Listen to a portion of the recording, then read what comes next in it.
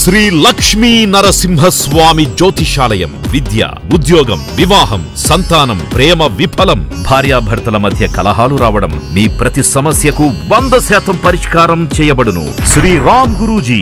Cell 8855522279. Shivaratri అనగానే ఉపవాసము, జాగరణము రెండే గుర్తొస్తాయి అనుకున్నాం కదా. ఉపవాసము గురించి చెప్పేసుకున్నాం. ఇప్పుడు జాగరణము అంటే ఏమిటో అర్థం చేసుకుందాం. అనుకున్నాంగా జాగారం అనకూడదని, జాగరణము అని. జాగరణము అంటే మేల్కోవడం అని అర్థం.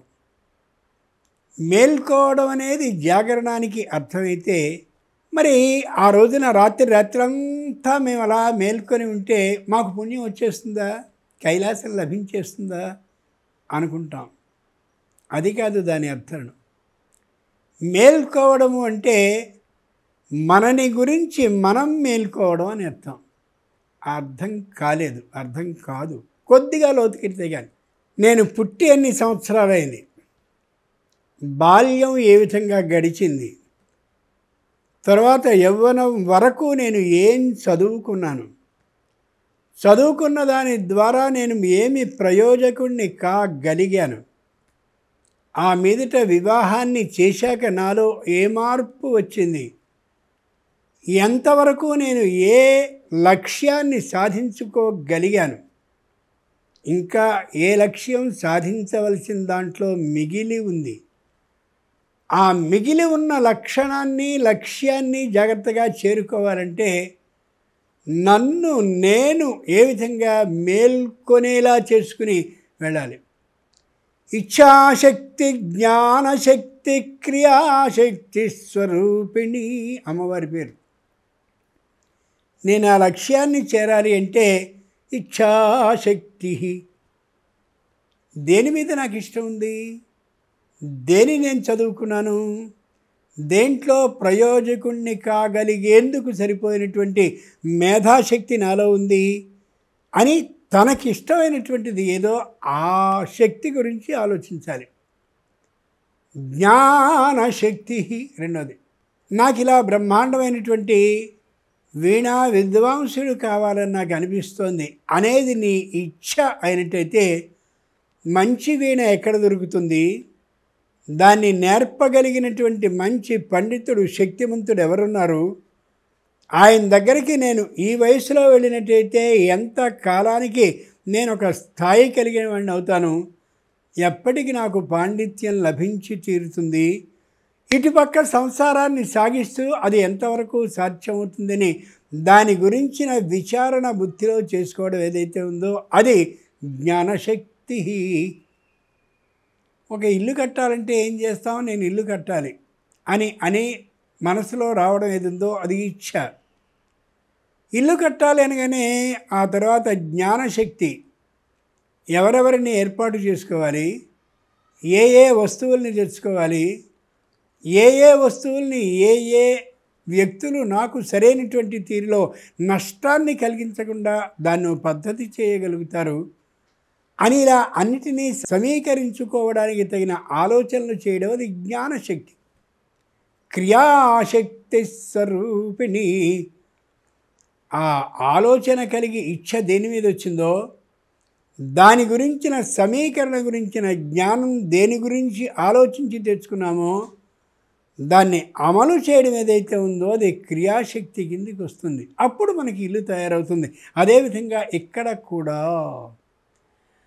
మనం భగవంతుడికి సంబంధించినటువంటి ఈ జపాన్నో ధ్యానాన్నో మరోటో చెయ్యాలి అని అనుకున్నట్టయితే, ఇంతకుముందు నేను నా జీవితంలో ఏం చేశాను, వీణా విద్వాంసుణ్ణి కావాలి అనుకున్నాను కదా, అది నా ఇచ్ఛ కదా, దాని గురించి నేను ఏ విధమైన ప్రయత్నాన్ని ఎక్కడైనా చేశానా, ఎవరి దగ్గరైనా చేస్తూ మానేశానా, లేక వారు వెళ్ళిపోమంటే వచ్చేసానా, ఇప్పుడు నేను మళ్ళీ ఆ ప్రసిద్ధ పండితుడు కావాలంటే ఏ విధమైన పద్ధతిని అవలంబించాలి, ఇలా ఆలోచించి దాన్ని ఆచరణలో పెట్టడం ఏదైతే ఉందో అది క్రియాశక్తి.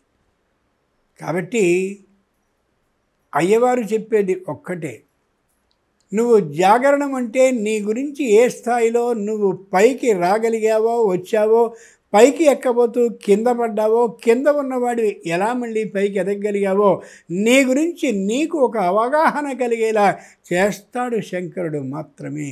ఇతరుల సలహాలు, ఇతరుల సూచనలు మనకి మామూలుగా ఎవ్వరైనా సరే ఇచ్చేస్తూ ఉంటారు. కానీ మనకు ఆ ఓపిక ఉండొద్దు, మనకు ఆ శక్తి ఉండొద్దు, మనలో ఆ పట్టుదల ఉండొద్దు.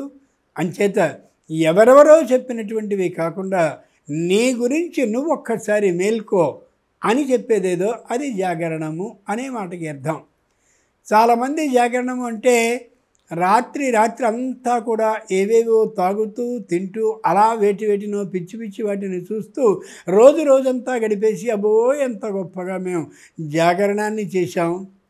రాత్రి 11 గంటల వరకు జాగరణాన్ని చేసిన వాళ్ళు అలా నిద్రపోతూ పొద్దున్న ఉదయం 7 వరకు కూడా నిద్రపోతూ ఉంటే వాళ్ళు మహాపాపాత్ములు, మేము మహాపుణ్యాత్ములు అనుకోవద్దు. ఇది ఇంకో పాపం. అలా కాదు. నీ గురించి నువ్వు మేల్కో. నేను 10వ తరగతి వరకు చాలా బాగా చదివాను. అక్కడి నుంచి దుష్ట సహవాసం వల్ల పాడైపోయాను. నేను 10వ తరగతి వరకు కూడా పరమ నీచమైన విధానంతో ఉండేవాడిని. మహానుభావుడైనటువంటి ఆ పండితుని ఆశ్రయం వల్ల, ఆయన పిల్లలతో సహా వాసం చేసినందువల్ల పూర్తిగా నా జీవితం మారింది. నేను ఉద్యోగాన్ని ప్రారంభించాను. అది కాస్త 4 రూపాయలు వచ్చేటటువంటి ఉద్యోగం కాబట్టి అధర్మంగా సంపాదించి ఉద్యోగం నుంచి తొలగింపబడ్డాను.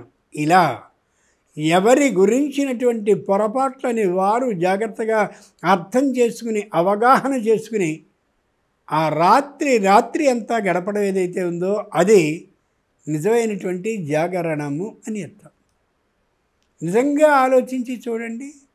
లోకల్లో అందరి గురించినటువంటి నేరాలు, అందరి గురించిన దోషాలు, వాడు ఇలా చేస్తుంటే బాగుండేది, ఆమె ఇలా చేస్తుంటే బాగుండేది అంటామే, అది వాళ్ళ గురించి కాదు, నీ గురించి కూడా నువ్వు చేసుకో అని చెప్తాడు శంకరుడు.